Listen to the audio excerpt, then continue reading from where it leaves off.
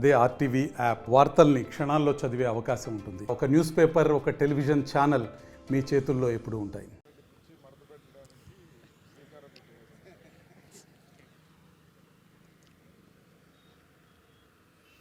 రాష్ట్రంలో ఎన్నికల సమరం అయితే ప్రారంభమైంది. అందులో ముఖ్యంగా ప్రధాన పార్టీలు కూడా ఎన్నికల సమరానికి అయితే కృషి చేస్తున్న ఈ తరుణంలో కూడా ముఖ్యంగా టీడీపీ అయితే నారా చంద్రబాబు నాయుడు ఆధ్వర్యంలో రాష్ట్రంలో జరుగుతున్న అవినీతి పాలనను గద్దెదించే లక్ష్యంగా రా కదిలిరా అనే కార్యక్రమాన్ని చేపట్టి అన్ని నియోజకవర్గాల్లో కూడా ఈ ఏర్పాట్లు అయితే చేస్తున్నారు. మొత్తానికి ఉమ్మడి ప్రకాశం జిల్లాలోని పర్చూరు నియోజకవర్గము ఇంకోలుకు దగ్గరగా ఉన్నటువంటి ఈ సభా ప్రాంగణంలో రేపు అనగా ఫిబ్రవరి 17వ తారీఖు నారా చంద్రబాబు నాయుడు ముఖ్య అతిథిగా కూడా ఈ కార్యక్రమం అయితే రాబోతున్నారు. దానికి సంబంధించి ఇక్కడ ఏర్పాట్లు స్థానిక శాసనసభ్యులు పర్చూరు నియోజకవర్గ టీడీపీ ఇన్ఛార్జి ఏలూరు సాంబశివరావు గారు మనతో పాటు ఉన్నారు. వారు మాట్లాడి తెలుసుకున్నారు అసలు ఇక్కడ ఏర్పాట్లు ఏ విధంగా జరగబోతున్నాయి, నిన్న కొన్ని సంఘటనల మీద కూడా వారు మాట్లాడి తెలుసుకుందాం. సార్ చెప్పండి, నారా చంద్రబాబు నాయుడు విస్తృతంగా అయితే రాష్ట్రంలో పర్యటన చేస్తున్నారు. ముఖ్యంగా రాష్ట్రంలో జరుగుతున్న అవినీతి పాలన ప్రజలందరికీ తెలియజేస్తూ కూడా చేస్తున్నారు. కానీ ఈ సభను అడ్డుకునేది కోసం కూడా అయితే విస్తృతంగా అటు ప్రభుత్వం నుంచి కానీ ఇటు అధికారుల నుంచి కానీ మీకు అడ్డంకులు అయితే ఏర్పడుతున్నాయి. అసలు ఈ సభను ఏ విధంగా మీరు ముందుకు తీసుకెళ్ళబోతున్నారు? వాస్తవంగా పోయిన నెల 11వ తారీఖు నుంచి మొదలైన ఈ రా కదిలిరా కార్యక్రమం కనిగిరిలో, ఉమ్మడి ప్రకాశం జిల్లా కనిగిరిలో మొదలైంది.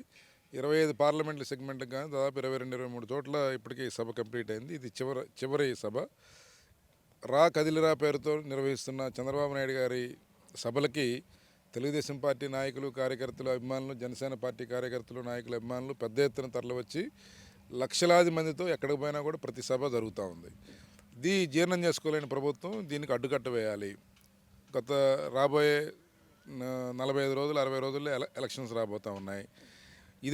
ఈ విధంగా కనుక ఒక జనప్రవాహం ఈ విధంగా అన్ని సభలకి వస్తూ ఉన్నారు కాబట్టి ఇలా జరిగితే తన ఓటమి తప్పదని ప్రభుత్వం భయపడింది. అందుకే ఈరోజు మోకాలు అడ్డం పెట్టడం, కాలు అడ్డం పెట్టడం, లేకపోతే రకరకాల ప్రయత్నాలు ఈ సభను అడ్డుకోవాలి, లేకపోతే ఇక్కడేదో డిస్ప్యూట్ ఉంది, లేకపోతే ఇక్కడేదో సమస్య ఉంది, ఇక్కడికి ఈ సభకి మనకెందుకులే అని ప్రజలు అనుకోవాలి, అక్కడికి వెళ్తే ఇబ్బంది అవుతుంది, గొడవలు అవుతాయి అని చెప్పి అనుకోవాలనే తలంపుతో ఏదో ఒక డిస్టర్బెన్స్ని క్రియేట్ చేయడానికి ప్రభుత్వం ప్రయత్నం చేస్తూ ఉంది. ఈ మొత్తానికి నిన్న అటు రెవెన్యూ డిపార్ట్మెంట్ అదేవిధంగా పోలీసులు వచ్చి ఇక్కడ సభా కార్యక్రమాలను అడ్డుకునేందు కోసం ఒక ల్యాండ్ సమస్య ఒకటి ఉంది, ఇది ఎండోమెంట్ ల్యాండ్కి సంబంధించింది చెప్పేసి కూడా వారు అయితే ఆరోపించింది. అసలు ఏంటి ఎండోమెంట్ ల్యాండ్ ఏంటి, ఈ సభా ప్రాంగణాన్ని అసలు అనుమతులు ఇటు వ్యవహారం ఏంటి? ఈరోజు ఇప్పుడు ఇక్కడే మన హెలీప్యాడ్ చంద్రబాబు నాయుడు గారు తక్కువ సమయం ఉంది కాబట్టి ఆయన హెలికాప్టర్లో ప్రయాణిస్తూ ఉన్నారు. వారి కోసం హెలీప్యాడ్ నిర్మాణం జరుగుతూ ఉంది. అది ప్రైవేట్ ప్లేస్. అలాగే ఇది మొత్తం కూడా ఎండోమెంట్ డిపార్ట్మెంట్కి చెందిన ల్యాండ్. ఇది ఒక కరి వెంకటనారాయణ గారు అని ఆయన ఒక ఫార్మర్, గత 10 సంవత్సరాలుగా వ్యవసాయం చేసుకుంటూ ఉన్నాడు. ఇంకో 2 సంవత్సరాలు అతనికి లీజ్ పీరియడ్ కూడా ఉంది. దీనికి లీజ్ అమౌంట్ కూడా కట్టున్నాడు. మేము ఆ రైతు అనుమతితో టెంపరీగా ఈ భూమిలో ఒక 2 గంటల పాటు మీటింగ్ పెట్టుకోవడానికి అనుమతి తీసుకున్నాం. దీనికి పోలీసు వారికి అనుమతుల కోసం అప్లై చేశాం. వాళ్ళు అవి ఇచ్చే ప్రాసెస్లో ఉన్నారు. ఈలోపు ఎండోమెంట్ డిపార్ట్మెంట్ అధికారులను ఒత్తిడి చేసి రాజకీయ ప్రేరేపిత కంప్లైంట్స్ ఒకటి మా మీద ఇవ్వడం జరిగింది. యాక్చువల్గా మేము ఇక్కడ ఒక గుర్తింపు పొందిన తెలుగుదేశం పార్టీ, ఒక రాజకీయ పార్టీ, రాజ్యాంగ నిబంధనలకు లోబడి నడుపుతున్న పార్టీ. ఇది ప్రజల కోసం, తెలుగు వాళ్ళ కోసం పెట్టబడిన పార్టీ. ప్రజల కోసం చేసే ఈ కార్యక్రమంలో మేము ప్రజలకి ఎన్లైటన్ చేయడానికి, ఈ రాష్ట్రంలో జరుగుతున్న అరాచకాలని, అక్రమాలని, అవినీతిని ప్రజలకు వివరించేదానికి, ప్రజలు స్వేచ్ఛగా వారి హక్కుల్ని, వారి ఆలోచనల్ని రేపు పంచుకొని వారి ఓటు హక్కుని వినియోగించుకునేదానికి మేము ఎన్లైటన్ చేయడం కోసం మేము ప్రతిపక్ష పార్టీగా బాధ్యతగా మేము సభ పెడతాం. ఈ సభ ఎక్కడైనా పెట్టచ్చు. ప్రభుత్వ అనుమతి కేవలం ప్రైవేట్ భూముల్లో పెట్టుకోవాలనేం లేదు. ఈ సభ ప్రభుత్వ పాఠశాలలు లేకపోతే ప్రభుత్వ గ్రౌండ్స్ వీటిలో కూడా గతంలో పెట్టుకునే అవకాశాలు ఉన్నాయి. కానీ ఈ దుర్మార్గ ప్రభుత్వం వచ్చాక 5 సంవత్సరాలుగా ప్రతిపక్షాల గొంతు నొక్కడం కోసం ఏ గ్రౌండ్ కూడా సభలు పెట్టుకోవడానికి ఇవ్వలేదు. ఈరోజు మేము రైతుని ఒప్పించి రైతు అనుమతితో ఇక్కడ పెట్టుకుంటున్నాం. దీన్ని అడ్డుకోవాలని వాళ్ళు ప్రయత్నం చేస్తూ ఉన్నారు. అవన్నీ కుదరదు. ఇప్పటికే పోలీసులకి అవన్నీ కూడా స్పష్టంగా చేసాం. వారు కూడా ప్రస్తుతం వరకు అయితే సహకరిస్తున్నారు.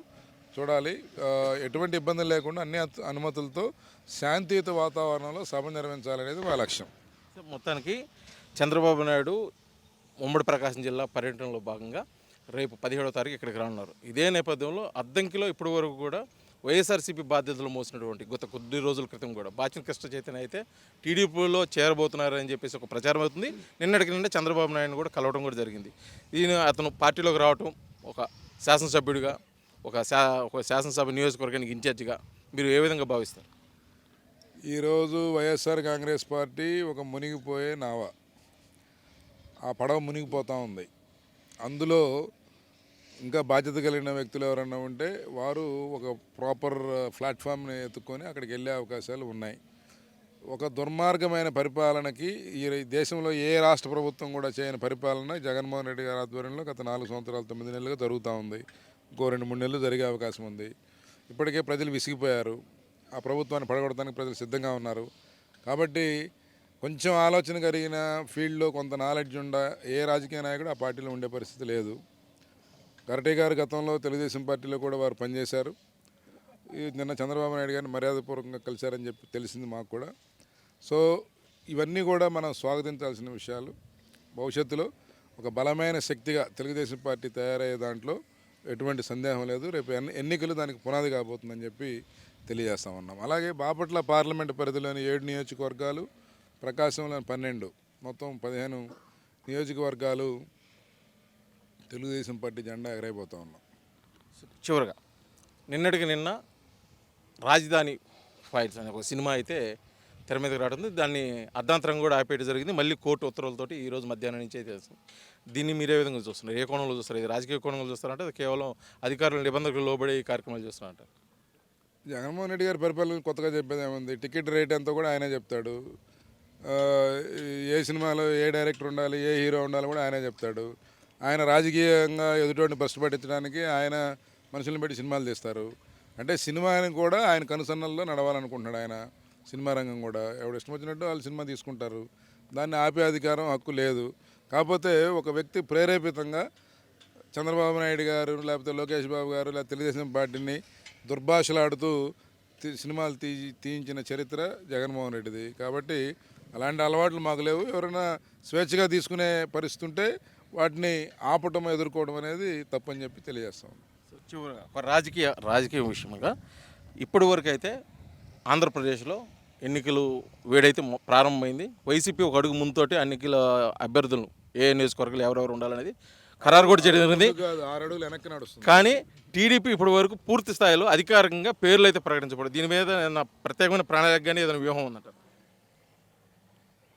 మేము 175 సీట్లు, 25 పార్లమెంట్లు, జనసేన, తెలుగుదేశం మిత్రపక్షాలన్నీ కూడా కలిపి ఒకటే రోజు అనౌన్స్ చేసి ఎన్నికల సమరానికి సిద్ధమవబోతా ఉన్నాం. అందుకే దీనికి తారక రామ విజయబేరిగా ఈ యొక్క సభా ప్రాంగణానికి నామకరణం చేశాం.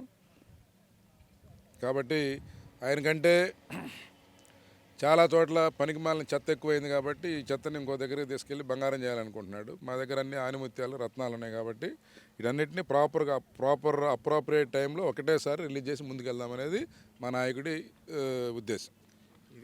ఇది మొత్తానికైతే చూస్తున్నాము. ఇక్కడ జరుగుతున్నటువంటి పర్చూరు నియోజకవర్గంలోని ఈ రా కదలరా సభలోకి అయితే మటుకి పూర్తి స్థాయిలో విజయవంతం చేసేందుకోసం ఇక్కడ పార్టీ శ్రేణులు అయితే పూర్తి స్థాయిలో కృషి చేస్తున్నారు. అదేవిధంగా రాష్ట్రంలో జరుగుతున్న రాజకీయ పరిణామాలు కేవలం టీడీపీకి శుభసూచకంగా ఉన్నాయి. వాళ్ళు చేస్తున్న దుర్మార్గ పాలనను అంతమొందించేసుకోవడం కూడా ఇది ఒక మంచి అవకాశము. పార్టీ శ్రేణులు కూడా వైసీపీని వీడి టీడీపీలోకి వస్తుంటే అది మేము స్వాగతిస్తాము. అదేవిధంగా రానున్న 2024లో 175కు 175 సీట్లు టీడీపీ కైవసం చేసుకొని రాష్ట్రంలో అయితే ప్రభుత్వం అయితే స్థాపిస్తామని చెప్పేసి కూడా ధీమా వ్యక్తం చేస్తున్నారు. ఏలూరు సాంబశివరావు, పర్చూరు నియోజకవర్గ ఇన్ఛార్జ్. వీడియో జర్నలిస్ట్ లక్ష్మణ్తో శ్రీనివాస్, RTV, పర్చూరు, ఉమ్మడి ప్రకాశం జిల్లా.